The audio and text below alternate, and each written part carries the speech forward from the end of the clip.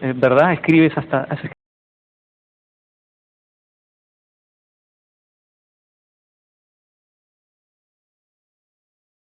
Es lo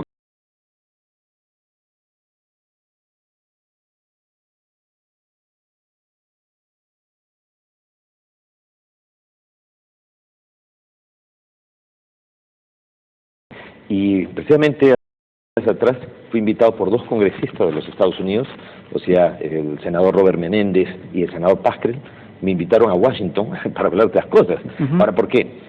Porque cuando empezamos hace 40 años atrás, todos estos temas, todos estos fenómenos y estas experiencias, no se sabía la existencia de exoplanetas, no se sabía que el espacio estaba lleno de moléculas orgánicas, de materia oscura, de la materia prima para la vida en el universo. No se había descubierto siquiera de que hubiera agua en otros planetas o asteroides, ¿no? La sonda Cassini encontró, por ejemplo, en una de las 60 lunas de Saturno, en la zona, o sea, en la que es la luna Encelado, de solo 500 kilómetros de diámetro, geysers de agua vaporizada que se lanzan a 20 kilómetros de altitud. Y si no se habían descubierto, ¿por qué hablabas ya de ellos desde hace 40 años? Porque nosotros, y digo nosotros, no lo digo en un plan de persona interesante, no de que hablo en plural, no. Lo que pasa es que formo parte de un grupo de personas. O sea, la experiencia que yo he vivido, las ha vivido también mi esposa, que en aquel entonces era mi enamorada, mis hermanos, mis amigos, que tuve yo. Entonces, en estos contactos, supuestamente, con extraterrestres y todo, recibimos como información de que el fenómeno de la vida era algo común y corriente en todo el universo. Volviendo a los orígenes, a los antecedentes, mi padre investigaba los ovnis como un hobby antes que una guerra. Él, con amigos suyos de la Fuerza Aérea del Perú, tenía un instituto de investigación de los ovnis. Existe todavía, ¿no? No, ya no existe. Ah, ¿no existe? No, murió mi papá y se acabó. ¿Sí? Pues mi papá era esa institución. En los Estados Unidos existe todavía un instituto que estudia en la Estados ufología, Unidos ¿no? existe la MUFON, la Red Mundial de Investigación OVNI. O sea, mi padre junto con el IPRI de Perú, pues formó parte de todas las organizaciones que se fueron formando después de que se formó esta de Perú. O sea, realmente mi padre fue un visionario. Mi padre estaba convencido de que el espacio estaba lleno de moléculas orgánicas, que los meteoritos y las cometas arrastran esas moléculas orgánicas y bombardean los mundos, cual si fueran espermatozoides cósmicos fecundando los óvulos. Él lo dijo a comienzos de los años 50. Pues resulta ser de que en noviembre, o sea, en el mes de noviembre del año 2011, y un poquito antes de eso, en marzo del 2011, Richard Hoover, de la NASA, y Michael Callahan, del del Instituto Goddard de la NASA, después de analizar los meteoritos que han sido encontrados en la Antártida y también en Siberia, ha encontrado microorganismos y bacterias fósiles, algunos similares a lo de la Tierra y otros totalmente diferentes, y los aminoácidos básicos para la vida. Y no es contaminación, o sea, esto vino del espacio exterior demostrando que el espacio está lleno de moléculas orgánicas. ¿Tú hablabas de todo esto con tu padre?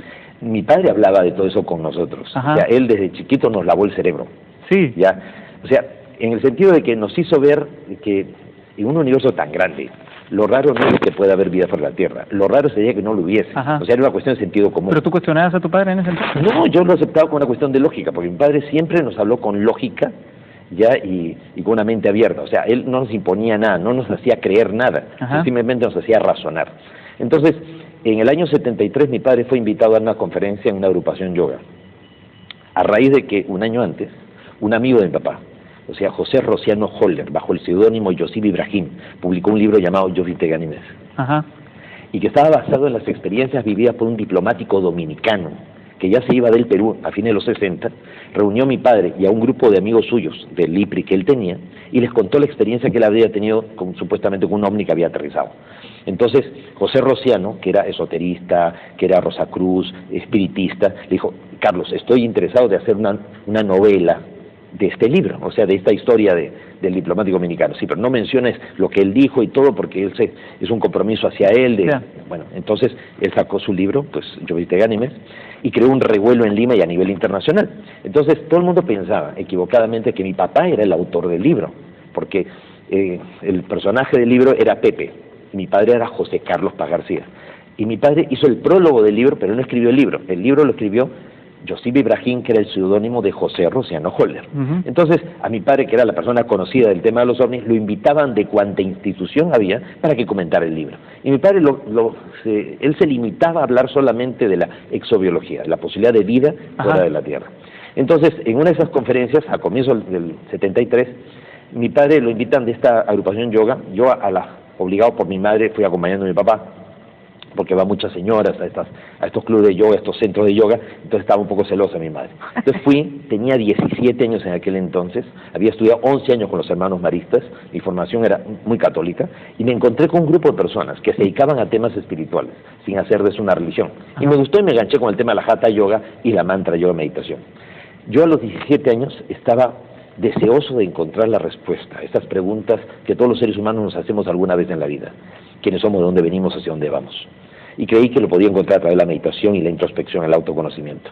Entonces al año siguiente, en el 74, en el mes de enero sale una noticia en el Comercio que decía que se había descubierto que el espacio no era un silencio sepulcral como se creía, sino que era mucho ruido, mucha bulla, y que esos sonidos del espacio podían ser mensajes de otros planetas, de civilizaciones avanzadas que podían estar intentando comunicarse con sus similares. Y se hablaba del proyecto OSMA, la versión antigua del proyecto SETI. ¿Y cambiaste el yoga por la ufología? No, en ese momento pues mi padre organiza una conferencia, y la conferencia la dio un médico del Hospital de Policía de Lima, miembro de la Sociedad Teosófica, alto grado de la masonería, el doctor Víctor Ñáñez Aguirre, y él habló de la telepatía. Yo estaba en primera fila con mi padre, había cumplido recién 18 años, y se me cayó la mandíbula, ya, y me caía la babita por los lados, decía, qué bárbaro lo que dice este médico y todo. Pues para mí eso de la telepatía, la percepción sensorial, era algo totalmente nuevo, porque mi padre se dedicaba más a la parte científica, no a la parte parapsicológica. Pero tú has mencionado muchas cosas, la ufología, has hablado de la parapsicología, has hablado incluso de asociaciones secretas o relativamente secretas. La gente que lo rodea a mi padre. Exacto, bueno, los Rosacruces, digamos, ¿no? Pero la pregunta iba en ese sentido. ¿En qué medida los seres humanos quieren escuchar explicaciones misteriosas a secretos científicos? O sea, necesitamos explicaciones. O sea, el ser humano, desde que se irguió